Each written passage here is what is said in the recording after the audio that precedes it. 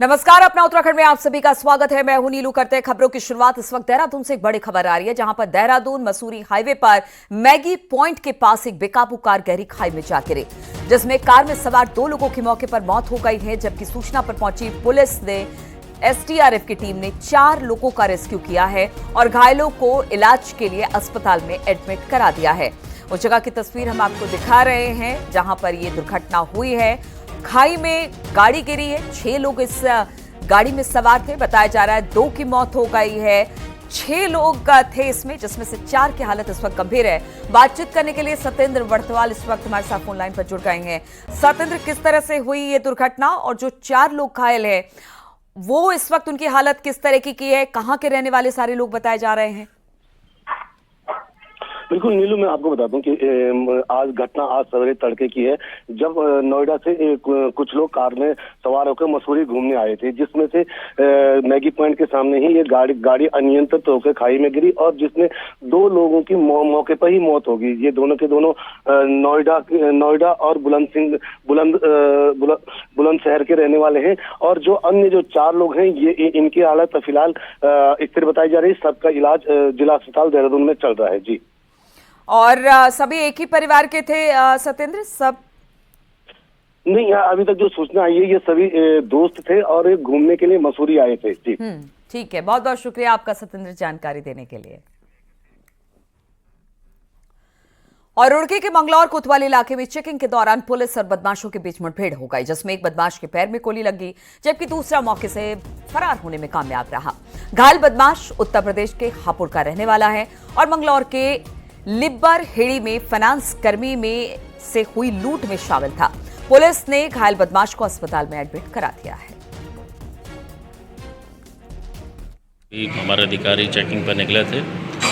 इसी क्रम में गाड़ियों को रोक के चेकिंग की जा रही थी और नसीरपुर कला के पास में एक गाड़ी जो बड़ी तेज़ी से वहां पर आई। जब पुलिस के द्वारा से रोकने की कोशिश की गई तो उसने गाड़ी पलट के वापस दौड़ा दी। जब पुलिस ने उसका पीछा किया तो इसमें जो पीछे बैठा एक व्यक्ति था जिसका नाम महराज है, वो उतर के गाड़ी से भागा और उसने पुलिस पर फायर भी किया। जवाबी फायर में पुलिस ने इसमें व्यक्ति घायल हुआ, तत्काल इसको हॉस्पिटल लाया गया है और अभी इसका ऑपरेट किया गया है।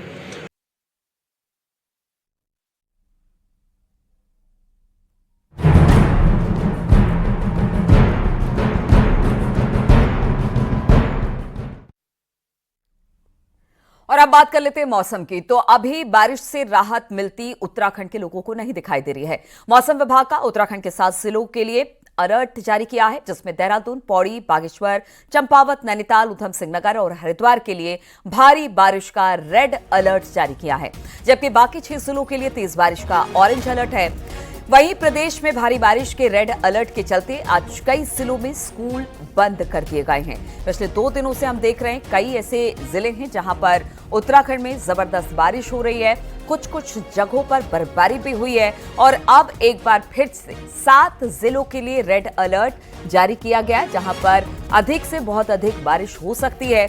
इसी को लेकर एहतियात के तौर पर स्कूल कॉलेजेस को बंद कर दिया गया है।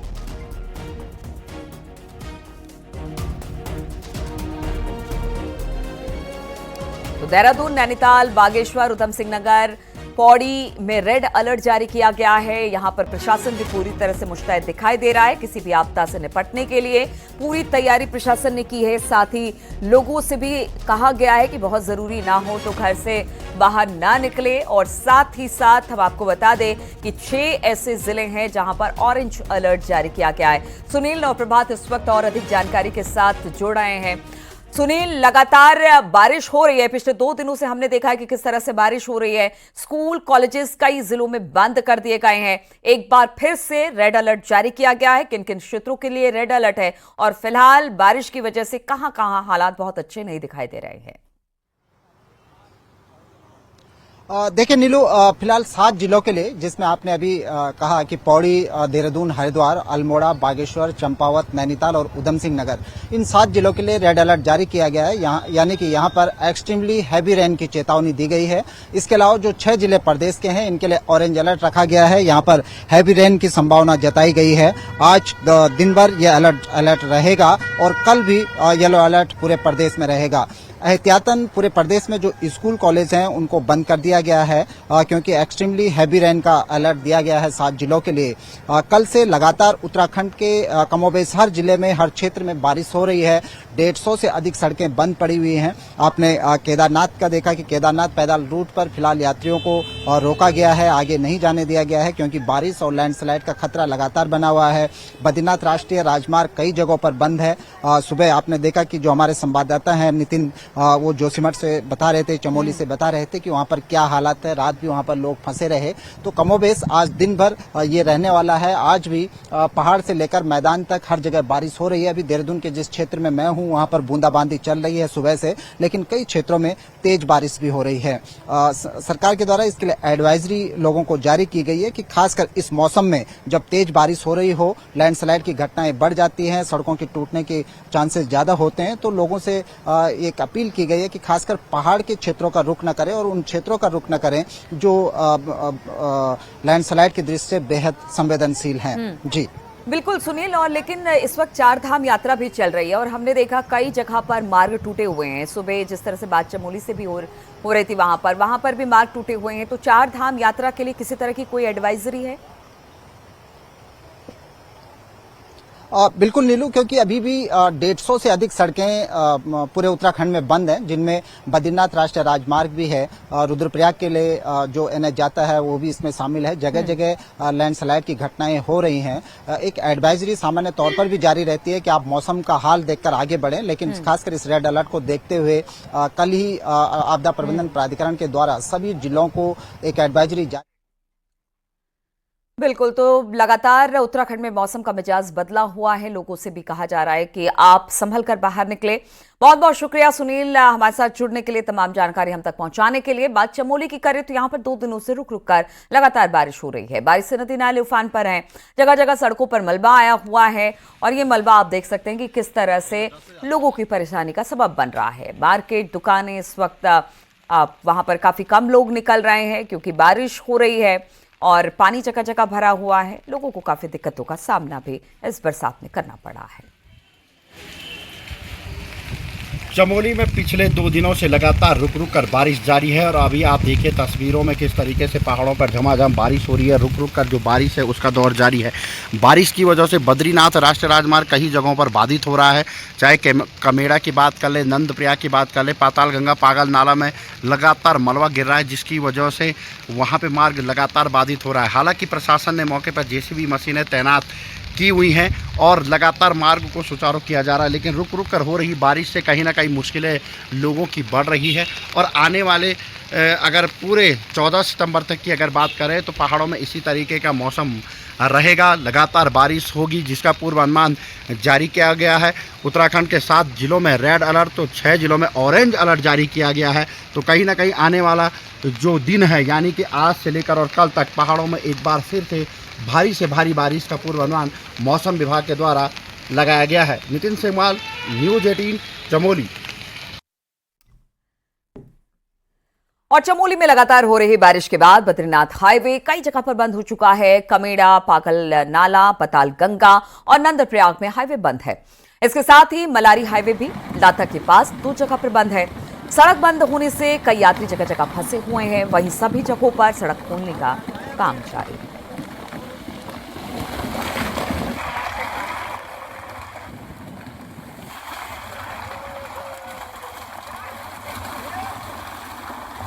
तो तस्वीरें देख रहे हैं कि किस तरह से एक तरफ बारिश से लोग परेशान हैं तो दूसरी जगह पहाड़ दरक रहे हैं, लैंडस्लाइड जगह जगह हो रहा है, रास्ते बंद हो रहे हैं और कई लोगों की जान भी इसने ले ली है। तस्वीरें हम आपको दिखा रहे हैं। चमोली में लगातार बारिश हो रही है, नदी नाले उफान पर है और लैंडस्लाइड की ये तस्वीरें कमेरा के पास की बताई जा रही है, जहां पर पूरी की पूरी पहाड़ी दरक कर सड़क पर आ गई।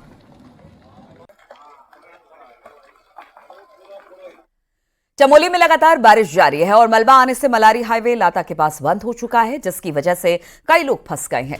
वहीं गोचर सारी रुद्रप्रयाग हाईवे पर 15 से ज्यादा तीर्थ यात्री फंस गए थे। सूचना पर प्रशासन मौके पर पहुंची। मलारी हाईवे पर फंसे लोगों का रेस्क्यू किया गया। प्रशासन की टीम ने रात करीब 1:40 तक लोगों का वहां से रेस्क्यू किया है।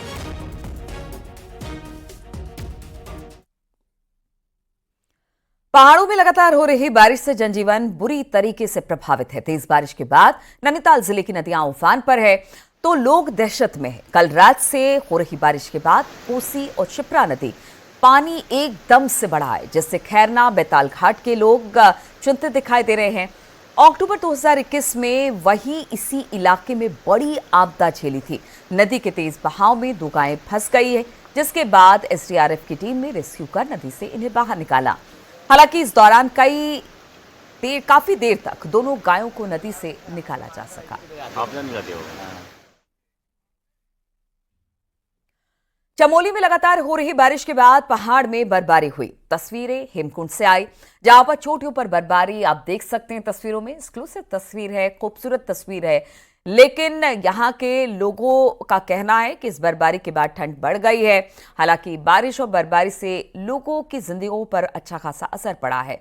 हेमकुंड साहिब की तस्वीर देख रहे हैं, जहां पर इस वक्त बर्फबारी के बाद कड़ाके की ठंड पड़ी है।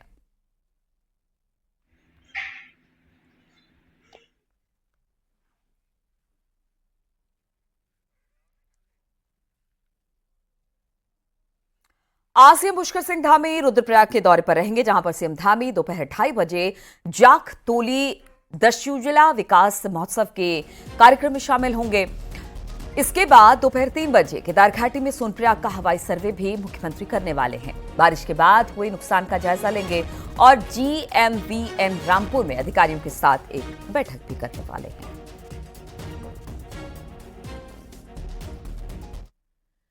रुद्रप्रयाग से इस वक्त बड़ी खबर आ रही है, जहां पर बारिश के बीच केदार बचाव यात्रा पूरी जो है हो गई है। कांग्रेस नेताओं ने केदारनाथ में जलाभिषेक किया है। तस्वीरें भी सामने आ रही है। भैरव मंदिर में न्याय की अर्जी भी कांग्रेस की तरफ से लगाई गई है। कांग्रेस नेता रंजीत रावत ने ऐलान किया है केदारनाथ में यात्रा समापन का अब ऐलान कर दिया गया है भगवान शिव पर जलाभिषेक के बाद।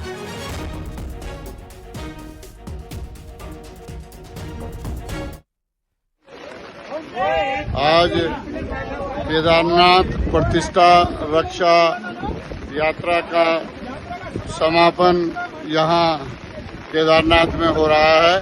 यहाँ पर जलाभिषेक, पूजा अर्चना और भैरव बाबा के मंदिर में एप्लीकेशन लगाकर पंडित पुरोहितों के साथ बैठक कर अब यहाँ पर झंडारोहण की क्रिया समाप्त हुई है। अब यात्रा यहाँ पर समाप्त की जाती है। सभी यात्री अपने अपने घरों को यहाँ से वापस जाएंगे। और चमोली से खबर आ रही है, जहां पर कल बीजेपी प्रदेश अध्यक्ष महेंद्र भट्ट ने CSC कर्णप्रयाग का निरीक्षण किया और मरीजों का हालचाल जाना।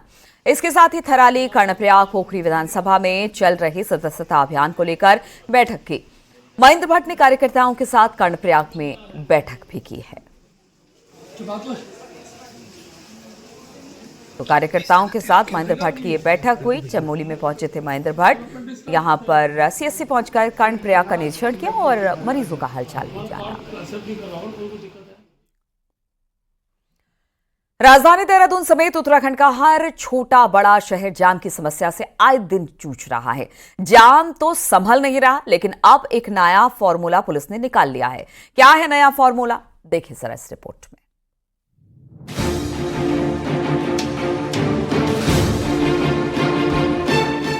उत्तराखंड में नैनीताल से लेकर मसूरी और देहरादून से लेकर हरिद्वार तक हर शहर में ट्रैफिक व्यवस्था चरमराई हुई। खासतौर पर वीकेंड में ट्रैफिक के हालात किसी से छिपे नहीं, लेकिन इस तरह के हालात की आखिर नौबत आनी ही थी। वजह है उत्तराखंड में ट्रैफिक पुलिस के नाम पर सिर्फ 130 कर्मचारी। उन पर भी मजे की बात यह है कि ये सभी कर्मचारी पुलिस विभाग से डेपुटेशन पर आए हुए हैं। पुलिस विभाग में इस समय 28,000 के करीब पुलिसकर्मी हैं, यानी कि ट्रैफिक विभाग में 1% से भी काफी कम कर्मचारी हैं। और इतने से कर्मचारियों से ट्रैफिक संभालने की उम्मीद करना बेमानी।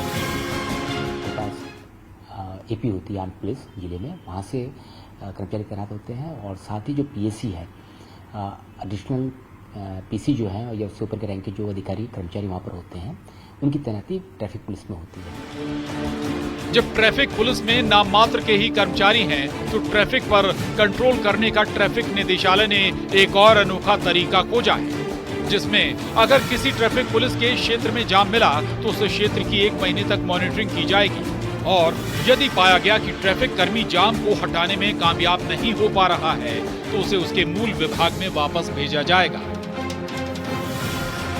और जो कर्मचारी वापस भेजे जाएंगे उनको आगे भी कभी ट्रैफिक विभाग में नहीं लिया जाएगा। और जहाँ पे लगता है कि ये लोग प्रभावी साबित नहीं हो रहे हैं या ट्रैफिक पुलिस के लिए उपयुक्त नहीं दिख रहे हैं, ऐसे सभी कर्मचारी जो कि एडिशनल पीसी या एडिशनल साइरेंस या इससे ऊपर के रैंक के हैं, उन सभी को हम आइडेंटिफाई भी करेंगे कि जो लगता है ट्रैफिक पुलिस के लिए कारगर नहीं है, और उनको जो उनका मूल नियम है, चाहे वो एपी से आए हैं या पीसी से आए हैं, उनको वापस भेजेंगे और ये इंश्योर करते हुए वापस भेजेंगे कि ट्रैफिक पुलिस के लिए वो उपयुक्त नहीं पाए गए हैं, तो उनको भविष्य में ट्रैफिक पुलिस में नियुक्ति न दी जाए। अब सवाल यह है कि ट्रैफिक निदेशालय के इस अनोखे फॉर्मूले से क्या व्यवस्था सुधर सकेगी, या कहीं ऐसा ना हो कि ट्रैफिक कर्मचारी अपने मूल विभाग में जाने के लिए अपने काम में ढिलाई बरतें, जिससे विभाग को लेने के देने ना पड़ जाएं। न्यूज़ 18 के लिए देहरादून से सत्येंद्र बर्तवाल की रिपोर्ट।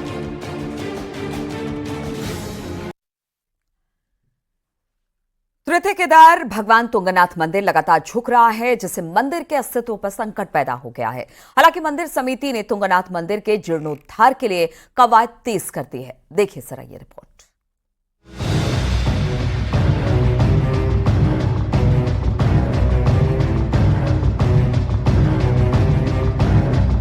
एशिया में सबसे ऊंचाई पर बना तुंगनाथ मंदिर भू धसाव के चलते लगातार एक तरफ झुक रहा है और मंदिर की दीवारों पर मोटी मोटी दरारें आ गई हैं।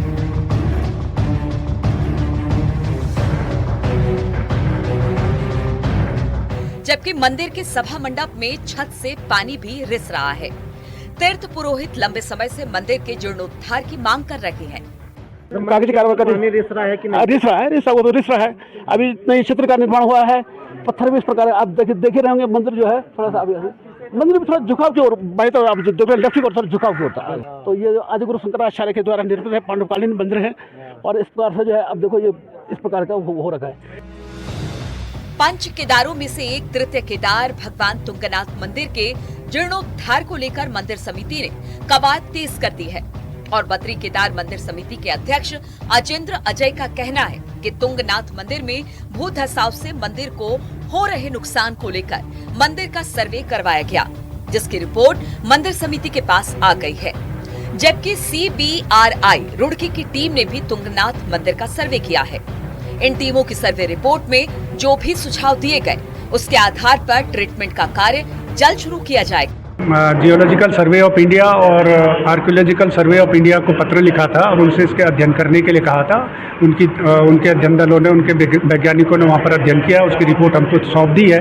इसके अलावा फिर अभी CBRI रुड़की को भी मैंने इसका अध्ययन करने के लिए कहा था, तो उनकी टीम भी वहाँ पर गई थी। उनकी शीघ्र ही उनको रिपोर्ट आ जाएगी, तो उनके जो भी सुझाव सलाह होगी उसके आधार पर हम वहाँ पर ट्रीटमेंट के जो उपचार के कार्य होने और मंदिर के जो जीर्णोद्धार का कार्य है, सौंदर्यीकरण का कार्य है, वो शीघ्र ही प्रारंभ करेंगे। तृतीय केदार भगवान तुंगनाथ करोड़ों लोगों की आस्था का केंद्र है। मंदिर के अस्तित्व पर बढ़ते संकट को लेकर श्रद्धालु चिंतित है। न्यूज़ 18 के लिए रुद्रप्रयाग से संदीप प्रसाद की रिपोर्ट।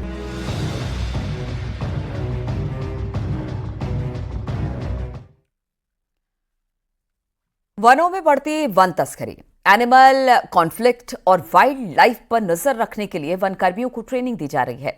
ऋषिकेश और बड़कोट रेंज के वन कर्मियों को WWF ने कैमरा ट्रैपिंग और मॉनिटरिंग की विशेष ट्रेनिंग दी है, जिससे राजाजी टाइगर रिजर्व से लगे दोनों रेंज में हाईटेक तरीके से काम हो सके और वन कर्मी इस टेक्नोलॉजी का कैसे उपयोग कर सके, इसकी जानकारी दी गई, जिससे आने वाले समय में बेहतर रिजल्ट मिल पाए। What is the potential of Barkot? What is the diversity? What is the prey density in Barkot? So that in future we can minimize conflict in not only in Dehradun but also in areas around Rajaji and Haridwar. ये जो tiger estimation है, किसी खास wild life को हमें moment को उसके major करना है, उसके लिए और हमें ऑन फील्ड गार्ड के लिए भी कैमरा ट्रैप बहुत ज़रूरी होता है, जो हमें आज सिखाया गया।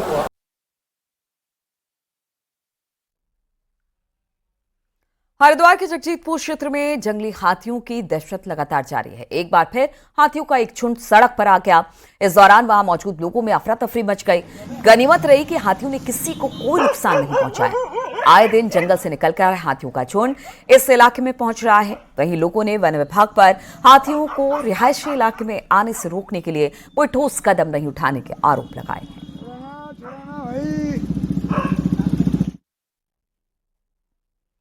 राजाजी टाइगर रिजर्व से सटे आबादी वाले क्षेत्रों में हाथियों का आतंक लगातार बढ़ता चला जा रहा है। हाथियों का झुंड लगातार ग्रामीणों की फसलों को बर्बाद कर रहा है। देर रात हाथियों का झुंड रायवाला गांव में घुस गया, जहां हाथियों ने ग्रामीणों की फसलों को तहस नहस कर दिया। हाथियों के झुंड को देख ग्रामीण दहशत में आ गए। ग्रामीणों ने इस बात की सूचना वन विभाग को दी। सूचना पर पहुंची राजाजी की क्विक रिस्पांस टीम मौके पर पहुंची, लेकिन तब तक ग्रामीण हाथियों को जंगल की ओर खदेड़ चुके थे। ग्रामीणों ने पार्क प्रशासन से हाथियों की रोकथाम की गुहार लगाई है।